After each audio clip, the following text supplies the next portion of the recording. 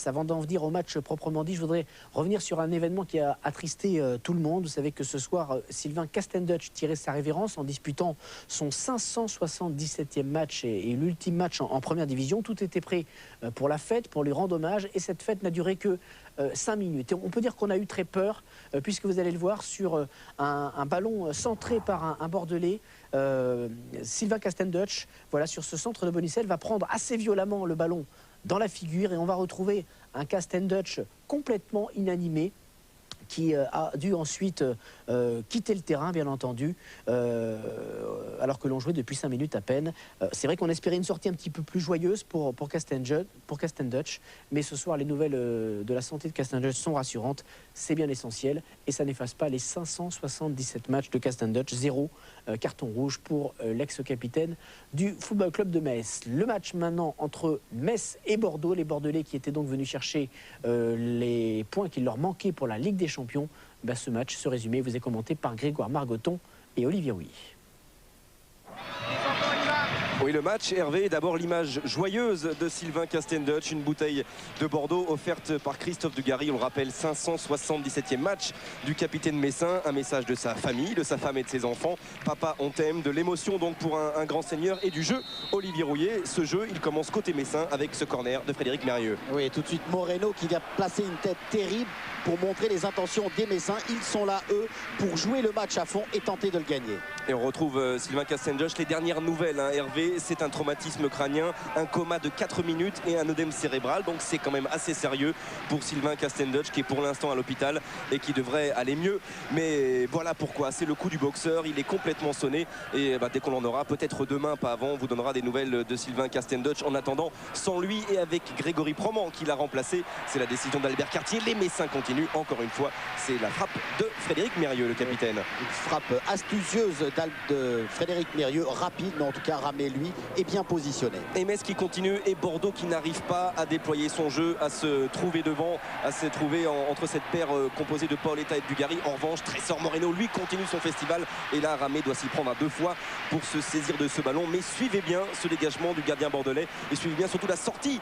Regardez cette sortie de Mondragon qui quitte ses 16 mètres. Il est lobé par Dugarry qui va tenter directement de placer ce ballon dans le cadre. Le cadre se dérobe. Il y avait peut-être une autre solution avec Paoletta dans l'axe, alors qu'on revoit la frappe au départ de Trésor Moreno, et derrière la tentative de Dugarry. Oui, avec un bon travail de Moreno face à la défense bordelaise. Ramé était là, et là Christophe Dugarry, qui a bien vu que Mondragon, bien sûr, a abandonné son but. Il tente de frapper direct. Paoletta était un petit peu mieux placé, mais en tout cas la tentative de Dugarry était positive. Moreno et Dugarry, tout cela c'était dans la même minute, et pas très loin après, 2 minutes plus tard, encore une frappe bien ourlée par Frédéric Mérieux, et bien captée aussi par Ulrich Ramé, qui s'est bien envolé. Metz domine, les occasions sont pour les hommes d'Albert Cartier. On ne sent pas, toujours pas, les Bordelais d'Eli Boep désireux de créer, désireux de se porter vers l'avant. Le danger va revenir encore une fois. La patte gauche de Frédéric Mérieux. Cette fois-ci, c'est Grégory Proman qui s'élève plus haut que tout le monde. Oui, on a vu un peu de désarroi dans le regard d'Eli Boep. Et bien, ce désarroi se confirme. Proman absolument seul dans la défense bordelaise, qui peut frapper ce ballon de la tête. Certes, Bonicel était bien placé, mais encore un danger pour la défense bordelaise. Et on termine cette première période avec le Colombien, le petit Colombien, très en forme dans cette rencontre. Trésor Moreno. Y avait-il pénalty pour ce contact avec François Grenet? Non, selon Monsieur Bré, et sans doute oui, selon Olivier Rouillet. Oui, absolument, parce qu'on voit quand même Grenet commettre une faute sur Moreno. Il bouscule ce dernier alors que celui-ci allait frapper au but. Et la dernière occasion de la première période, c'est encore un contact entre Ramé, Moreno et Alain Roche. Pas de chance, c'est un petit peu la loi des séries ce soir pour les grands anciens en défense. Après la sortie de Castendutch, Roche laisse lui aussi sa place. Les nouvelles sont rassurantes. Il a retrouvé ses coéquipiers par la suite, et il porte une simple minerve, Alain Roche, alors qu'à ce moment-là de la soirée, on évacuait Sylvain Castendutch en ambulance vers l'hôpital de Metz. Voilà pour la première période, 0-0. En revanche, la seconde va débuter avec des Messins virevoltants et des Messins décisifs, avec la passe de Trésor Moreno et le 15e but cette saison de Gérald Badic, l'homme qui a marqué 50% des buts Messins cette saison. Il ne laisse pas passer sa chance, et Metz mène 1-0. Oui, avec une belle action construite de la part des Messins. Moreno qui détale bien Badic. La frappe est puissante. Ramé ne peut absolument rien. La joie de Gérald Badic et l'avantage pour les Messins. Scénario catastrophe pour l'instant pour les Bordelais qui ont un œil et surtout une oreille à ce qui se passe du côté de Monaco-Lille. Et là on voit Paoletta et on voit Wilmots et Paoletta qui marque finalement. Mais Monsieur Bray va refuser le 21e but, ce qui aurait été le 21e but de Paoletta. Voilà pourquoi suivez bien Choumanba là-bas qui a glissé et qui est encore en jeu. Absolument, il reste en jeu et ça fait 2 joueurs parce que la règle du hors-jeu, c'est 2 joueurs entre le ballon et bien sûr le but. Il y avait Mondragon et Bas. Donc le but de Paoletta était valable. Il était valable, mais on en reste quand même 1-0 pour Metz et on suit encore Paoletta. Bien décalé par Christophe Dugarry, le mur messin est monté très vite et surtout Farid Mondragon oppose ces 2 points. Et puis la 85e minute, cet envahissement un peu précipité évidemment du public de Saint-Symphorien, de l'angoisse côté Mondragon et de l'angoisse aussi côté Albert Cartier, parce qu'à ce moment-là, si Monsieur Bray décide d'interrompre définitivement le match, ça peut être match perdu pour Metz, mais le match finalement reprendra. Il y aura 7 minutes d'arrêt de jeu supplémentaire et Paoletta qui va tout tenter. Regardez cette tentative du buteur portugais. Pas très loin de la lucarne messine, mais rien ne souriait ce soir au Bordelais, toujours mené 1-0.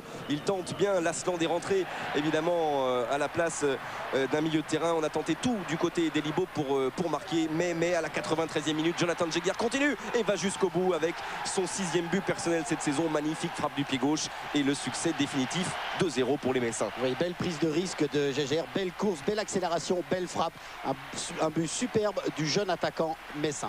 Victoire donc 2-0 pour Metz. La prochaine génération Grenat semble-t-il est prête. Les conséquences pour Bordeaux, certains les connaissent, d'autres non. Alors je vous laisse Hervé le soin de faire vivre cette course folle à la 3e place. Le scénario s'est joué en fait à la 80e minute entre les Bordelais et les Lillois. 80e minute, c'est la minute à laquelle Chéroux a marqué le but de la victoire lilloise à Monaco. Regardez la réaction d'Eli Bope sur le banc bordelais au moment où il va apprendre que les Lillois on vient de marquer le 2e but alors que Bordeaux est déjà mené 1-0 et Oli Bope comprend que Bordeaux ne sera pas en Ligue des Champions. Un Bope qu'on va retrouver au micro de Grégoire Margoton. Le sonore. Notre match à domicile contre Sedan nous a fait du mal. Ce match nul de la 33e journée, on l'a encore dans la tête et dans les jambes. On vous a vu à l'image quand Lille a marqué ce second but. Je pense que ça a été terrible pour vous. On vous a vu communiquer avec les joueurs. Là, vous vous êtes dit, il faut tout tenter. Bon, on savait qu'il fallait compter que sur nous-mêmes, mais il faut dire bravo à Lille. Et puis voilà, si on est 4e, c'est que ça devait être notre place. Et il faut penser au lendemain. Le lendemain, c'est les vacances un petit peu. Là, je crois que tout le monde a besoin de bien récupérer et de se préparer pour encore du football, parce que c'est beau malgré tout de vivre une passion à travers le football. En tout cas, on vous remercie et bonne saison prochaine. Ouais. Merci. C'était au micro de Laurent Paganelli. Les Bordelais, comme la saison dernière, ont vu la Ligue des Champions leur échapper lors des dernières minutes de la dernière journée. Des Bordelais qui sont quand même très réguliers. Regardez, lors des 5 dernières saisons, Bordeaux a terminé 4e, 5e champion. 4e et 4e, donc pas pire que 5e. Bordeaux est quand même toujours au plus haut niveau dans ce championnat de France de D1.